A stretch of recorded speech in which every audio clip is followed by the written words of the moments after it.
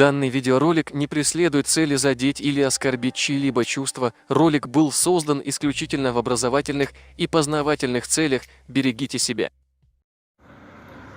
Ассаламу алейкум. Недавно я здесь заснял сюжетик. Было много просмотров, признаться, не ожидал.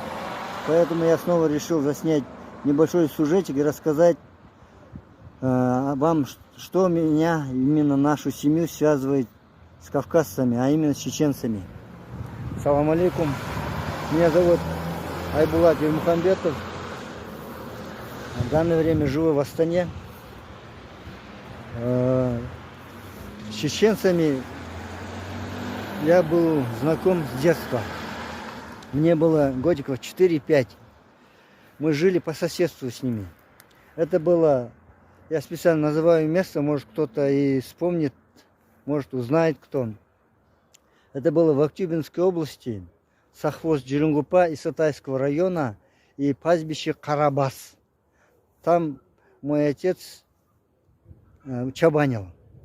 И по соседству, домом через стенку тоже жили, чабанили, тоже чеченцы были.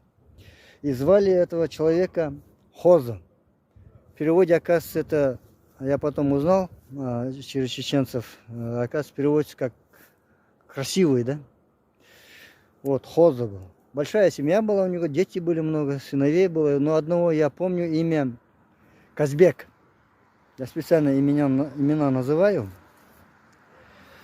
Прошло, мне сейчас 54 года, тогда было где-то годиков 4-5. Вот прошло 50 лет, Аллах велик. Именно я этот момент запомнил почему-то, да. Вот. Не каждый момент ты же помнишь в детстве. Вот именно вот это запомнил.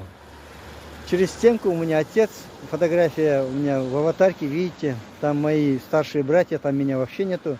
Вот, через стенку мы жили по соседству с чеченцами. И отец мой стучал в стенку, говорил: Хоза, давай на бешвармак.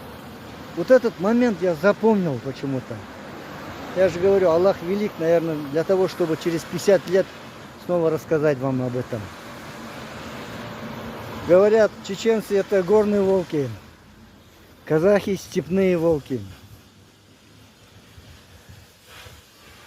Для меня мусульманин это тот человек, который победил свой негатив, свою нечисть победил. В это смутное время это так необходимо, наверное, да, чтобы остаться человеком. Я просто свое мнение говорю, как я понимаю вообще мусульманство.